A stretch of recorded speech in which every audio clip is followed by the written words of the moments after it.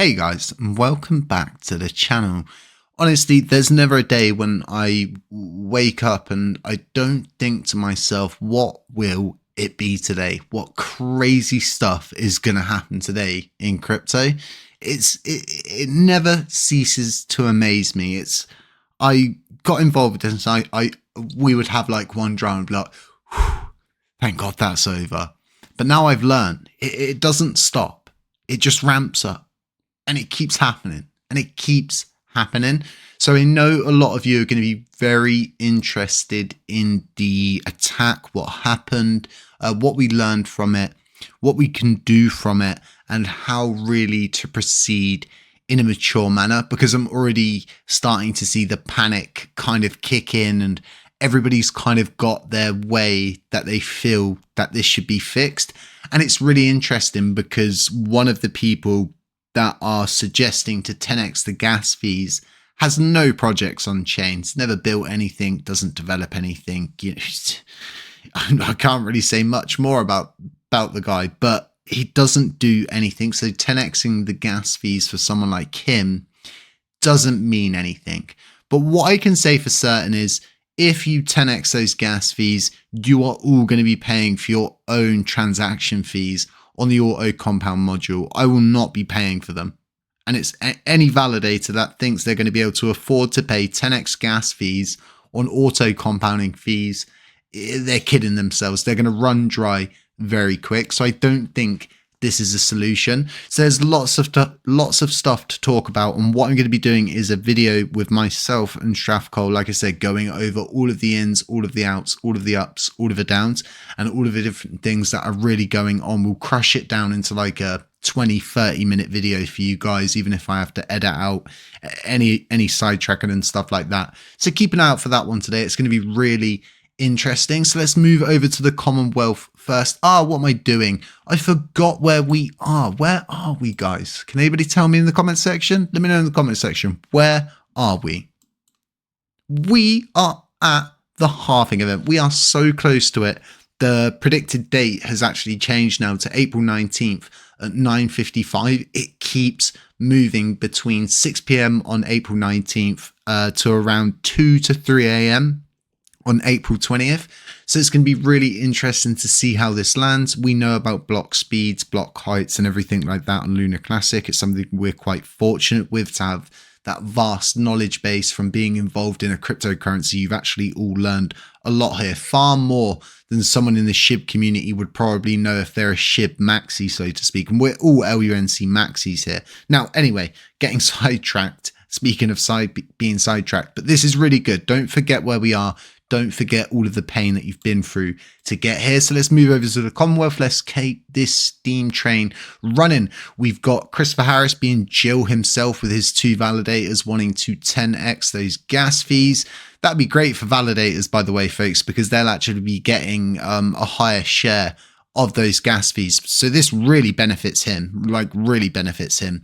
Doesn't matter about any projects. He doesn't understand. You've got people wanting to build an alternative stablecoin. We've got people who want to burn all of the USTC in the Oracle Rewards pool, the community pool, and in general, people just want you to burn your coins that you're getting from your staking rewards, and it just doesn't make any sense. We've got such a substantial supply externally that we need to get at, buy back and burn. It's not about burning what we've got on chain. That's not the issue. The issue is externally. If we want to boost that up, if we want to do more, we should tell people to trade on Binance. So like I was saying, there are a few different proposals up and there are a few different arguments, and I'm seeing the decorum, so to speak, and people starting to panic about what's actually going on, and is the person who is doing the attacks currently taking a breather, rethinking things, seeing what they learned, and now how they can best proceed with another attack possibly. We should assume the worst in this situation. If they've done it once, they're probably going to do it again.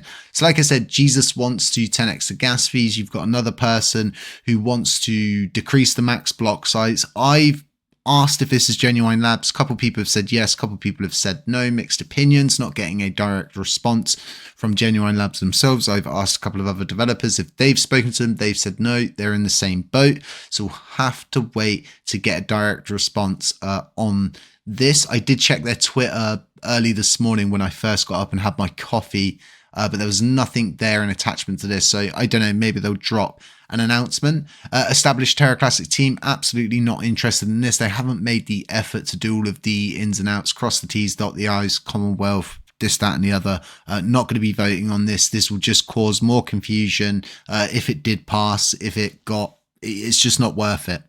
We already know how direct this community takes proposals, and that's why I think if somebody proposed the double noding thing, if you got it through, everybody would just take it literally, and then maybe that would be the breaking point, or apply the pressure to these people that are in fact centralizing the blockchain. So let's keep this moving, because what we're going to be doing is talking about all of this later today in another video, and I'll be doing another video because I'm such an LUNC maxi on the burning thesis situation and what I kind of like briefly discussed here. Before I move forward, wallet.lunc dash, this is for the chain, okay? It's for you guys to use. It's always going to be there. And it's chain owned for all intent and purposes. If you guys want something on there, you want to change, propose it, we'll get it done. If you want it, you can have it. If we can develop it, we'll do it. And it's as simple as that. And this will always be there for you for free. No one will ever charge you for this. You'll never have it held to ransom against you.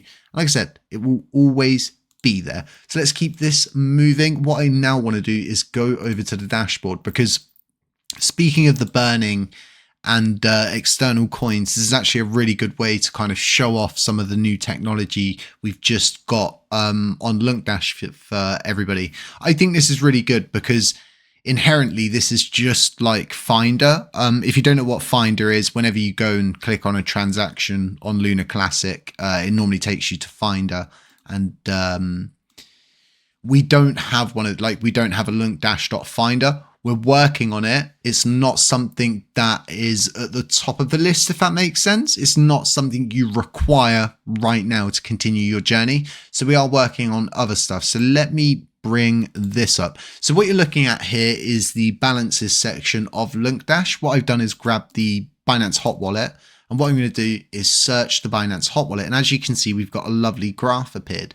And this has given us a historical record of their holdings, okay, from the Genesis block to now. And this is really good because you can filter between LUNC, USTC, and even their delegations, if this is obviously a validator wallet that you're looking at, so to speak. So with all of this being said, right, this really shows us that they have a lot of coins, currently sitting between 2.1 trillion just on the hot wallet. So these are the coins we really want to get at, but this tool's really good. This is just like having Finder, but better, because it produces it down in a chart for you, which I think is really good because you can go back and you can look at all of these points. You can get a date with it. It's really good. It's a good way to display this information. And what we're going to be doing is expanding on this system over time. We'll keep introducing more tools.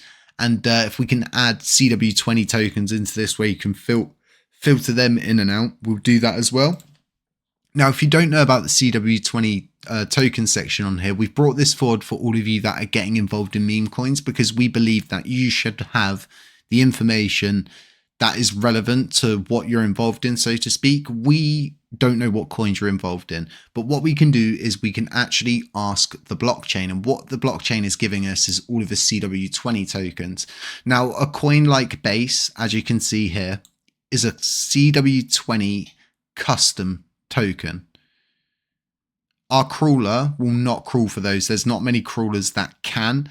If you have a custom token and you're not listed on here, you will need to come and contact us. We will need to do a pull request. We will need to get you listed, and you will need to start that journey yourself. It would take us months upon months to go around contacting every individual custom CW20 meme coin. We just don't have the time. But what's more important here is, and there was an argument about this from Terraport saying that their token's not mintable. I'm sorry to say, but we garner the metrics from chain. I don't have the option to change this to a yes or a no. It's literally getting the metric from the blockchain. So if it says it's mintable, it is in fact mintable. The way they've developed it, the way they've chucked it out, has left it in a way where they can in fact mint tokens. I did a tweet on this because somebody asked me. I'll leave a link to the tweet if I can find it. If not, just go and look in my replies on Twitter, and I go into depth as to the minter and them more or less leaving it on. So do be aware if you are getting involved in a meme coin, if it's mintable, all sorts of stuff like that. What we'll be doing as well is trying to introduce different systems for possibly coins that have been audited, for example, and we could get a certificate system in where they could do a PR request. We check it. If it checks out and it's all official, we'll cross the T's, we'll dot the I's, and we'll upload that. And then hopefully we can start to get like audit certificates and link to where they're audited. I think this is all really good stuff. And what we're trying to do here at HC Crypto is bring you guys the tools you need on this journey. And as more holders come in, right, they're not going to ever have had access to tools like this before. So convenient, so relevant.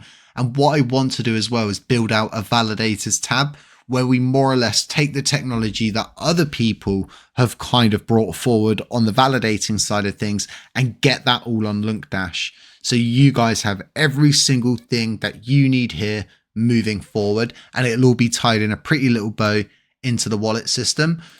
So I don't want to go on too much more in this video because I want to keep it short. There's a lot of stuff going on. I will be getting that video out later today. I'll be talking on all of the different things. I'll do more videos. I'll give my opinion. But 10x in the gas fees, you guys should understand that projects like any NFT projects on chain, all smart contracts, it would mess absolutely everything up. We're supposed to be tidying things up, not making it worse. And this is, so many people are now panicking, jumping to conclusions. They've been slashed, even though it was 0.01%, it's still enough to get people thinking. And this all boils down to responsibilities as a validator, understanding the system, understanding the projects around you and what effects your decisions are going to have, governance based on all of the projects, smart contracts and things like that.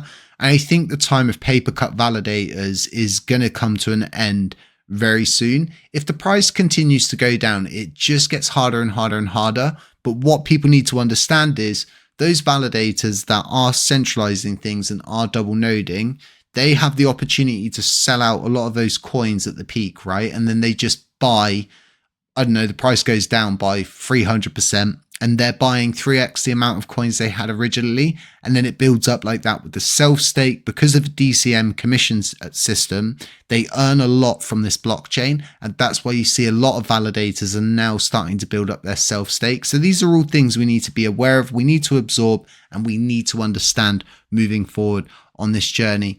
Folks, other than that, stay safe, stay humble, stay aware. And as always, I'll catch you in the next one.